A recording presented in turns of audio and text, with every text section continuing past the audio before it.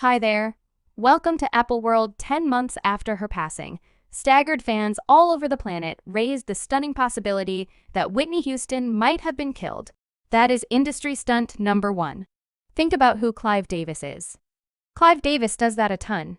And I stop for a minute. If you all really care about what happened to Whitney Houston, Bobbi Kristina, and Scratch Gordon, all dead not long after one another, you all better help. Leola, it's Grammy time, and she and Clive had a battle 2 days prior, and from everything I said to Bobbi, Kristina was available for a portion of that battle, and afterward, before you know it, she's dead. Ray J. was the last individual to see her alive. He let the street pharmacist in.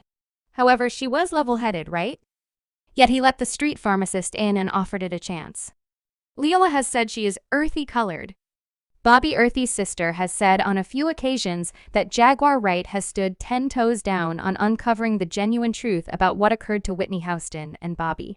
And it seems like she has receipts this time that demonstrate Clive Davis forfeited both Whitney and Bobbi. Clive Davis is one of the richest and most persuasive men in music.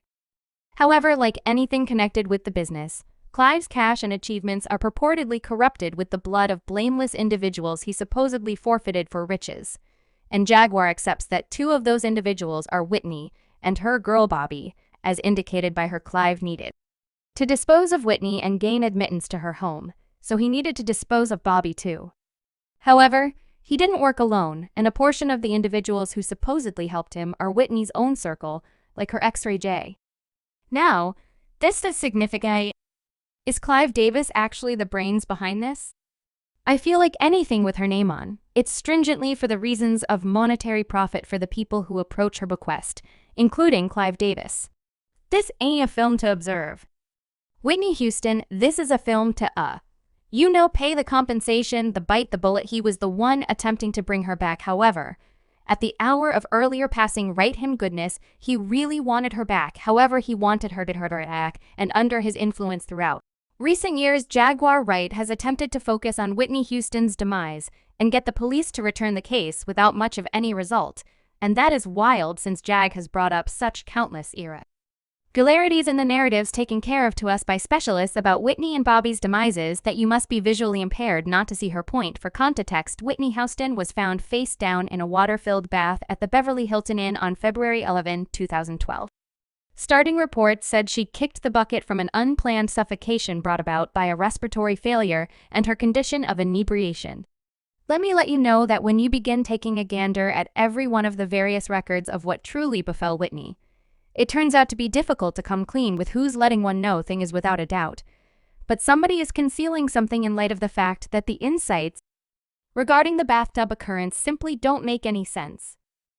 One of the irregularities that have been brought up in regards to true reports on Whitney's demise is the way that they guarantee Whitney suffocated in the bath, probably as she was cleaning up while inebriated. However, that probably won't be completely evident as per the report. Whitney was overcome in a water-filled bath with a horrendous cleanse coming from her nose. There were 2 shallow scrape spots to her temple, and there was a shallow scrape spot to the left half of the scaffold of her nose. This implies, as per scientific pathologist Cyril Wett, is that Whitney likely kicked the bucket under altogether different conditions than we were persuaded to think, on the grounds that the last physical finding on Whitney didn't check out. Walk notice that the water in Whitney's bath on that portentous night was very hot at over 93 C. As per him, this implies Whitney was probable not sitting in her tub, but rather she some way or another unintentionally suffocated. W communicated his doubts to a BBC News saying, "I think she fell into this extremely boiling water that records for a little injury that was found in the left temple region, some other pressure markings on the face, including the slight slash of the lip, and the way that she was lying face down. I feel that this woman fell into the water. She was oblivious, dead, or passing on when she fell into the tub. However, that is the most insane piece of Wex's perception, since he proceeded to say, I don't accept that the passing was expected to overwhelming, despite the fact that I can't decide that she might have been in agonal minutes, and with her head lowered in water that surely might have added to her demise charm. So in the event that whatever this man has said is valid, the possibility that Whitney was purposely taken out by somebody someplace doesn't appear such a lot of like a trick any longer. Likewise, his perceptions line up impeccably with Jaguar Wright's conviction that Whitney was beaten and afterwards suffocated in her bath.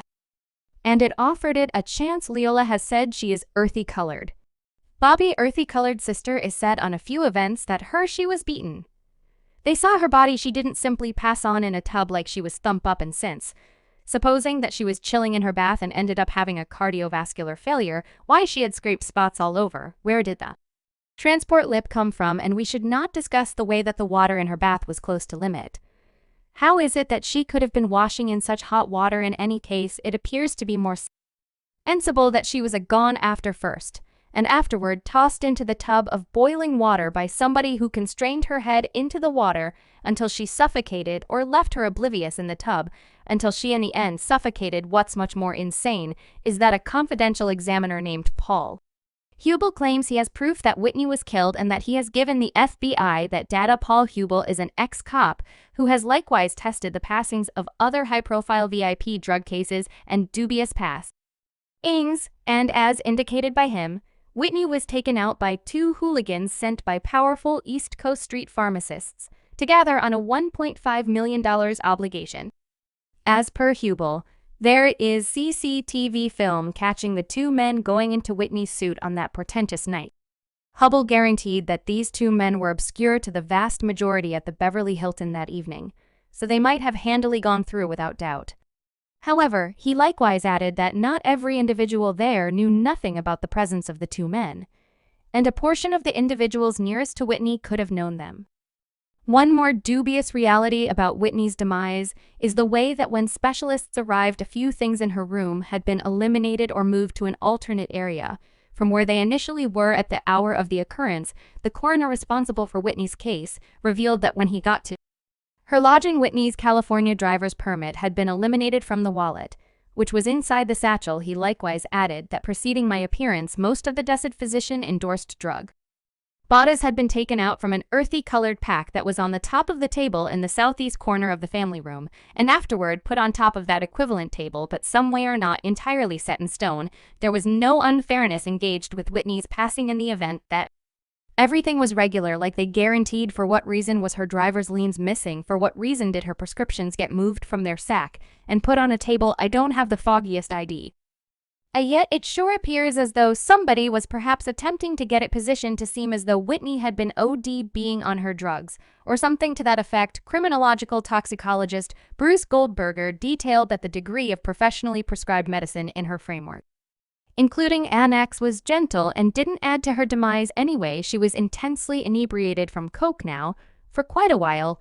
One individual has been associated with being the genius behind Whitney and Bobbi's demises, and that individual is, as a matter of fact, Clive Davis, whose record Mark Whitney was endorsed to many individuals, except Clive's response to Whitney's death was not typical by any means, and to be fair, they have a point. We should begin with the way that scarcely hours after Whitney was found in her bath, Clive chose to happen with his preg Grammy party. I mean, you must have an iron stomach to stand the prospect of eating and drinking and making wed while you're mentee and one of the voce lists who should perform at your party is higher up, lying under a white material, getting colder continuously. It was straight out of the content for a film set in a tragic world. When asked about for what reason he chose to happen with the party, even in the wake of finding out about the misfortune, Clive guarded himself by saying he proceeded with the party as a recognition for Whitney, and since that was what she would have needed, he even went to the extent that truism her family didn't maintain that at the party should be dropped. There were numerous for what reason did you let the party happen? Obviously this is something individual.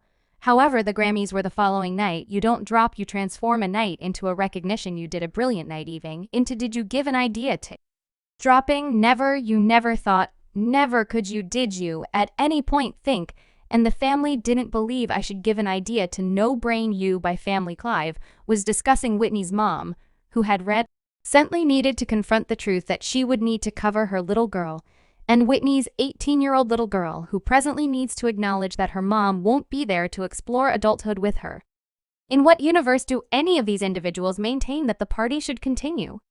Even Whitney's closest companion, Kakan, has approached to expose Clive's case, saying that proceeding with the party is what Whitney would have needed. Whitney was not the sort of individual to say the show should continue in the event that anything she would.